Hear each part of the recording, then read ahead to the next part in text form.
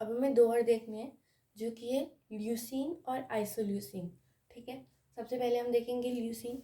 तो ल्यूसीन बनाने के लिए भी सबसे पहले हम सेम लेंगे, COOH इस तरफ, NH2 ऊपर की तरफ H। और यहाँ पे आप देखो, ल्यूसीन बनाने के लिए यहाँ पे जो हमारा वैलिन है उसमें ऊपर एक CH2 ग्रुप और जोड़ देंगे। ठीक है, मतलब यहाँ पे CH2, ये CH, ये CH3 और ये CH3। ठीक है, ल्यूसीन, इसकी स्पेलिंग होगी LEUCINE। ठीक है, या फिर हम इसे सिंपली LEU या फिर हम इसे सिंपली L भी कह सकते हैं। ठीक है, तो अब ये बात रखना कि ल्यूसीन है, LE आता है यहाँ पे। ठीक है, LE आता है। ठीक है, अच्छा, LE आता है। और एक दूसरी बात, इसका स्ट्रक्चर याद करने के लिए थोड़ा बहुत L जैसा है खुद, थोड़ा बहुत खुद L जैसा है। L कैसे बनाते हैं, ऐसे करके तो लिखते हैं, ये ऐसे करके। ठीक है, तो ये थोड़ा बहुत खुद L जैसा है। ठीक है, वैलिन में यहाँ पे थोड़ा वी पास पास है, थोड़ा पास पास है थोड़ा, तो ये V जैसा स्ट्रक्चर बन रहा है हमारा, पर यहाँ पे हमारा कुछ L जैसा स्ट्रक्चर बन रहा है। ठीक है, तो ये ल्यूसीन है। अब आइसोल्यूसीन में कुछ नहीं है, आइसोल्यूसीन में सिंपली इस वाले CH3 को उठा के इधर डाल दो। ठीक है, तो हमारा आइसोल्यूसीन मतलब आखिरी स्ट्रक्चर हमें देखना है अभी। तो यहाँ पे हमने फिर से COOH, ये C, इस तरफ हमारा NH2, ऊपर हमारा H, और फिर नीचे यहाँ पे ये CH, ये हमारा CH2, यहाँ पे ये CH3 और ये हमारा CH3। ठीक है, ये हमारा आ गया आइसोल्यूसीन। ठीक है, आइसोल्यूसीन, या फिर आप इसे कह सकते हो ILE। ठीक है, आइसो का और फिर LE ल्यूसीन का। ठीक है, या फिर आप इसे सिंपली आई से भी डिनोट कर सकते हो। ठीक है, तो हमारे कुछ कंपाउंड्स हो गए। ठीक है, अब मैं पूछती हूँ ग्लाइसिन, यानी कि जो R की जगह H। ठीक है, फिर हमारा अगर हम R की जगह CH3 लगा दें तो क्या बनेगा, तो हमारा बनेगा एलानिन। ठीक है, अगर हम हमारा R की जगह हम लगाते हैं, मतलब कि एक आइसोप्रोपाइल ग्रुप लगाते हैं, तो हमारा बनेगा वैलिन। ठीक है, अगर हम हमारे R की मतलब वैलिन में अगर हम एक और ऊपर CH2 जोड़ दें तो हमारा क्या बनेगा, तो फिर हमारा बनेगा ल्यूसीन, LE आता है। ठीक है, LE आता है। अगर हम उसमें CH3 को, जो ये वाला CH3 उसको उधर जोड़ते हैं तो आइसोल्यूसिन। ठीक है, तो ये हमारे कुछ इंपॉर्टेंट अमीनो एसिड्स हो गए। अब हम पढ़ेंगे क्लासिफिकेशन ऑफ अमीनो एसिड्स। ठीक है, सबसे पहले हम उसको क्लासीफाई कर लेते हैं, मतलब हम दो क्लासिफिकेशन हमें पढ़ने हैं। सबसे पहले हम पढ़ रहे हैं acidic amino acids, basic amino acids और न्यूट्रल अमीनो एसिड्स के बीच में क्लासिफिकेशन।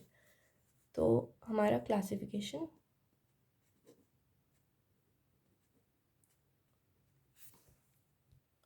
तो हमने अमीनो एसिड्स को क्लासीफाई कर दिया, neutral amino acids, acidic amino acids, basic amino acids. ठीक है, अगर COOH और NH2 ग्रुप्स का जो नंबर है वो इक्वल है तो वो न्यूट्रल हो गया। अगर COOH जो है ग्रुप वो ज़्यादा है एक मॉलिक्यूल के अंदर तो वो एसिडिक हो गया। और अगर हमारा NH2 ग्रुप ज़्यादा है एक मॉलिक्यूल के अंदर तो वो बेसिक हो गया। ठीक है, अब सबसे पहले हम पढ़ते हैं एसिडिक अमीनो एसिड्स का एक एग्जांपल लेते हैं, तीनों के एक एग्जांपल से क्लियर हो जाएगा। ठीक है, अच्छा, तो हम जो एग्जांपल लेने जा रहे हैं, ठीक है, सबसे पहले न्यूट्रल का तो आपने पढ़ रखा है, न्यूट्रल का हमने यहाँ पे अभी पढ़ा था। ये सारे लगभग न्यूट्रल हैं, इसमें यहाँ पे ये सारे न्यूट्रल है, इसमें नंबर ऑफ NH2 और COOH ये सब सेम है। ठीक है, तो इसमें हम सबसे जो सिंपलेस्ट एग्जांपल है वो ग्लाइसिन वो ले लेते हैं। तो हमने ले लिया ग्लाइसिन और यहाँ पे आ गया CH2, ये COOH और ये NH2। ठीक है, अब हमें एक एसिडिक लेना है। ठीक है, एसिडिक के लिए हमने ये किया, कार्बन, यहाँ पे COH, यहाँ पे NH2, ऊपर H। ठीक है, अब यहाँ पे हमें कुछ एसिडिक है, मतलब यहाँ पे हमें COOH ग्रुप कुछ ज़्यादा जोड़ना है। तो हम जो एग्जाम्पल ले रहे हैं उसमें मान लो हमने ले लिया, मान लो हमने 2 CH2 ले लिया। ठीक है, CH2 फिर CH2 फिर यहाँ पे C डबल बॉन्ड OH। ठीक है, तो ये वाला जो हमारा कंपाउंड बना इसको हमने बोला ग्लूटामिक अमीनो एसिड। ठीक है,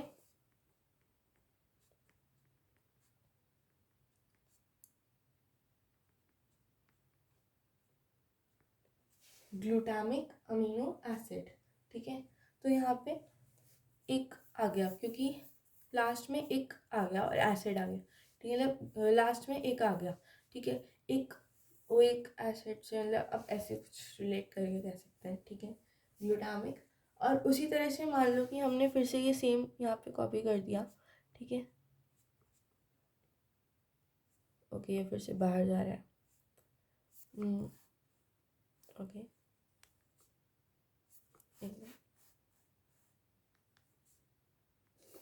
तो हमारा यहाँ पे अब हमें बेसिक चाहिए, यानी कि बेसिक मतलब कि हमारे पास NH2 ग्रुप ज़्यादा होने चाहिए। तो हमने वही सेम लिख देते हैं इसमें भी, CH2 और यहाँ पे C डबल बॉन्ड O और यहाँ पे OH था, OH की जगह हमने इस बार NH2 लिख दिया, ठीक है। तो ये हमारा जो पूरा कंपाउंड बन गया, इसको हमने कहा ग्लूटामाइन, ठीक है। इसमें हमने OH ग्रुप की जगह NH2 डाल दिया, NH2 यानी कि अमाइन, ठीक है। हमने तो इसको हम इसे कहते हैं ग्लूटामाइन, ठीक है। हमने इसे ग्लूटामाइन, और अगर हम इसको देखें तो हम इसको सिंपली GLU से डिनोट करते हैं और इसको हम डिनोट करते हैं GLN से, ठीक है। तो ये हमारा बेसिक क्लासिफिकेशन हो गया, ठीक है। अब हमें दूसरे टाइप का क्लासिफिकेशन पढ़ना है। ये हम क्लासिफिकेशन करेंगे कि अमीनो एसिड्स एसेंशियल है या फिर नॉन एसेंशियल है, ठीक है। तो हमने अमीनो एसिड्स को क्लासीफाई कर दिया, essential amino acids, non essential amino acids, ठीक है। एसेंशियल अमीनो एसिड्स यानी कि वो अमीनो एसिड्स जो कि हमारी बॉडी नहीं बना सकती, इसीलिए उसको हमें बाहर से लेना ज़रूरी है, उसका रेगुलर इंटेक होना चाहिए हमारी डाइट में, ठीक है। और नॉन एसेंशियल अमीनो एसिड्स वो हैं जिनका अगर हम इंटेक ना लें तो भी चलेगा, ठीक है, क्योंकि हमारी बॉडी उन अमीनो एसिड्स को बना सकती है, ठीक है। तो हम नॉन एसेंशियल अमीनो एसिड्स और एसेंशियल अमीनो एसिड्स के बीच में डिफ्रेंशिएशन के एग्जांपल्स देखें तो नॉन एसेंशियल ऐसे याद करना, नॉन एसेंशियल यानी कि सिंपल वाले, ठीक है। जो एसेंशियल नहीं है वो तो सिंपल है, एसेंशियल है वो कॉम्प्लेक्स है, ठीक है। क्योंकि देखो एग्जाम्पल में अगर आप देखोगे तो यहाँ पे सबसे पहले आएगा हमारा ग्लाइसिन, ठीक है, और हमारा आएगा एलानीन या फिर एलानाइन, ठीक है, जो भी एलानीन या एलानाइन, ठीक है। ये दोनों, इसमें क्या था, यहाँ पे R की जगह H था, यहाँ पे R की जगह हमारा CH3 था, ठीक है। और एसेंशियल अमीनो एसिड्स में आएगा हमारा वैलिन, ल्यूसीन, आइसोल्यूसीन, ठीक है। क्या आ गया हमारे, वैलिन, ल्यूसीन और आ गया हमारे पास आइसोल्यूसीन, ठीक है। इसमें क्या था, ये V बना रहा था, ये कुछ L टाइप से बना रहा था, मतलब V में एक और CH2, यहाँ पे इसका आइसोल्यूसिन में वो CH3 था, ठीक है। तो ये हमारे बेसिक एग्जाम्पल्स हो गए, ठीक है। अब हम आगे देखेंगे, तो आगे हम बेसिक अमीनो एसिड्स को हम और मतलब कि अमीनो एसिड्स की कुछ प्रॉपर्टीज़ के बारे में जानते हैं। तो हमें देखना है अमीनो एसिड्स के बारे में, ठीक है।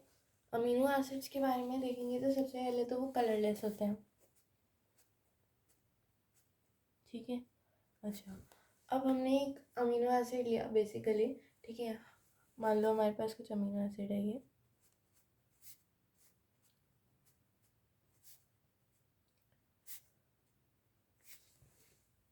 अब ये जो अमीनो एसिड है इसमें N ग्रुप भी है, इसमें OH ग्रुप भी है, ठीक है, मतलब इसमें एसिडिक ग्रुप भी है, इसमें बेसिक ग्रुप भी है। तो अमीनो एसिड्स कलरलेस हैं और वो कैसे हैं हमारे पास, वो एम्फोटेरिक नेचर के हैं,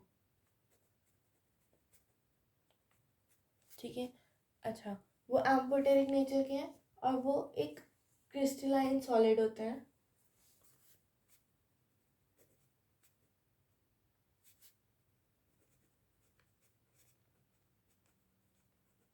ठीक है। अब क्रिस्टलाइन सॉलिड है, क्रिस्टलाइन सॉलिड्स यानी कि कोई भी सॉलिड बेसिकली, ठीक है, उसका मेल्टिंग पॉइंट काफ़ी ज़्यादा हाई होता है, तो इनके पास हाई मेल्टिंग पॉइंट है, ठीक है। और वो सॉल्ट की तरह बिहेव करते हैं, वो एंड बिहेव लाइक सॉल्ट्स।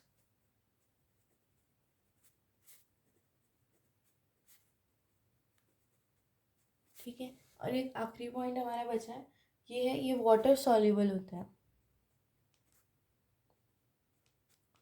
अच्छा, ये सब पॉइंट्स कैसे याद कर लो, अमीनो एसिड्स, यानी कि हमें दाल में हमें कोई अमीनो एसिड, मतलब कि वैसे तो वो कलरलेस होते हैं जनरली, बहुत मतलब कि जो भी हमने अभी तक पढ़ा, मैंने तो सुना है सारे अभी तक जो 12th तक पढ़ा है, ये भी कलरलेस, ये भी कलरलेस, ये भी कलरलेस। उसके बाद एम्फोटेरिका, क्योंकि इसमें जो एन भी है और COOH ग्रुप भी है। ठीक है, क्रिस्टलाइन है क्योंकि ये मतलब कि क्रिस्टलाइन है, ये हम देखेंगे अभी। ठीक है, अब क्योंकि क्रिस्टलाइन सॉलिड है इसीलिए इसका हाई मेल्टिंग पॉइंट है, हाई मेल्टिंग पॉइंट है। और ये सॉल्ट्स की तरह बिहेव करता है क्योंकि इसमें दोनों ग्रुप्स हैं भाई। और वाटर सॉल्यूबल है क्योंकि अगर प्रोटीन वाटर सॉल्यूबल नहीं होगा तो फिर दाल वगैरह में ये घुलेगा कैसे, दाल वगैरह में पल्सेस में होता क्या, प्रोटीन्स, तो उसको वाटर में सॉल्यूबल होना पड़ेगा तभी तो दाल बनती है ना। ठीक है, तो अब देख लेते हैं कि मतलब कि इसके एक हम एम्फोटेरिक नेचर के बारे में देख लेते हैं। ठीक है, तो ये जो इसके अंदर है OH ग्रुप भी है और NH2 ग्रुप भी है। तो जो N है वो बेस है, ठीक है, वो अपने लोन पेयर्स देगा, और ये एसिड है तो ये H+ देगा। ठीक है, ये लोन पेयर देगा और ये H+ को भेजेगा, तो ये लोन पेयर इसको पकड़ लेगा। तो हमारे पास क्या बनेगा, NH3+, यहाँ पे ये CHR, और यहाँ पे ये COO-। ठीक है, अब इसमें एक ही मॉलिक्यूल के अंदर माइनस चार्ज भी है और प्लस चार्ज भी है। ठीक है, अपोजिट एंड पे। तो इस तरह के मॉलिक्यूल को हम ज्वेटर आयन कहते हैं। ठीक है, ये बिल्कुल ट्विटर आयन की तरह।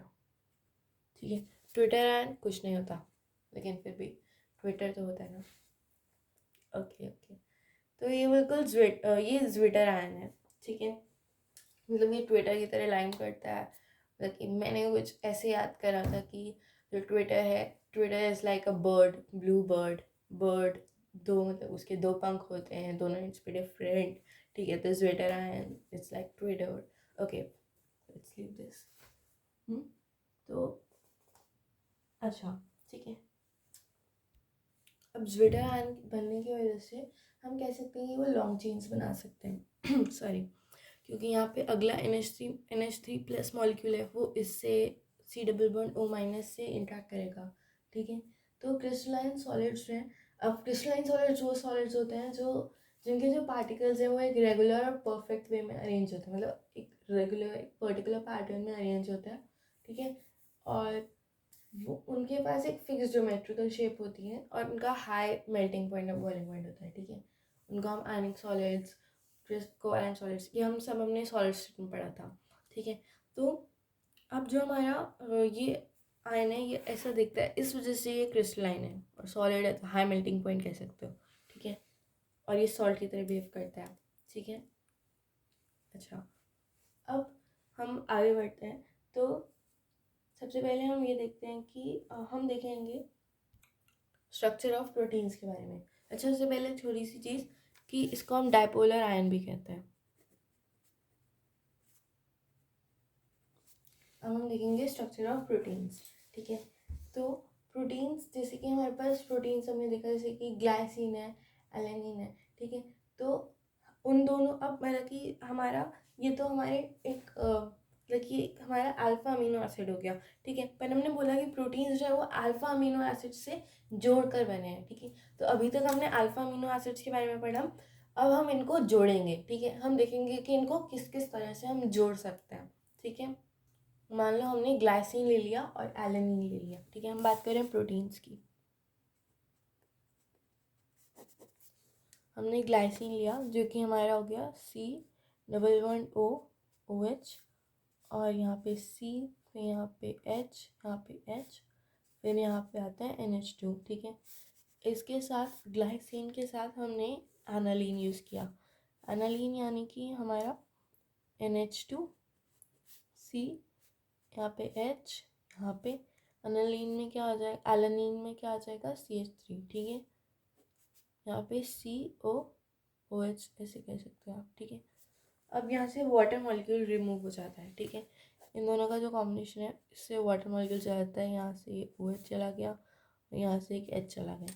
ठीक है। तो वाटर मॉलिक्यूल रिड्यूस होने के बाद हमें एक प्रोटीन मिल जाता है, ठीक है, सिंपल प्रोटीन, मतलब कि हमें ये एक पेप्टाइड बॉन्ड की फॉर्मेशन हो जाती है, ठीक है। इसको हमने हीट करा, ठीक है, तो हमारा क्या बना, NH2 CH2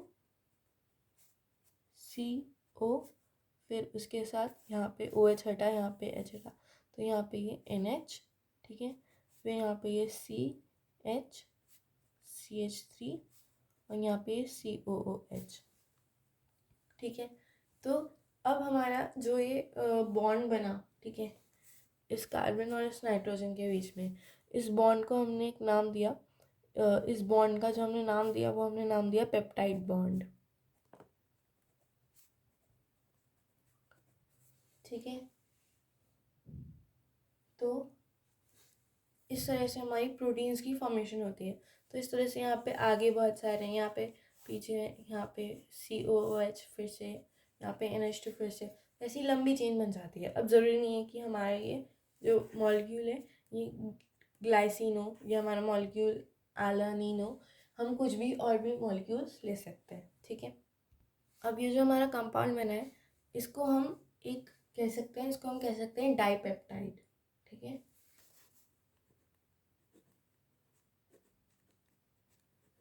ठीक है, याद रखना ये डाइपेप्टाइड है, टाइड, ठीक है, DE, टाइड, यानी कि समुद्र की वेव्स, ऐसे भी याद कर सकते हो, ठीक है। पानी में घुल जाता है ना प्रोटीन्स, पानी, समुद्र की वेव्स, टाइड, ठीक है। तो ये डाइपेप्टाइड है, ठीक है। और हमें ये याद रखना है कि ये जो कंपाउंड है, अब जैसे ये ग्लाइसिन और एलानिन से बना है, तो इस कंपाउंड का जो नाम है वो ग्लाइसिल एलानिन होगा,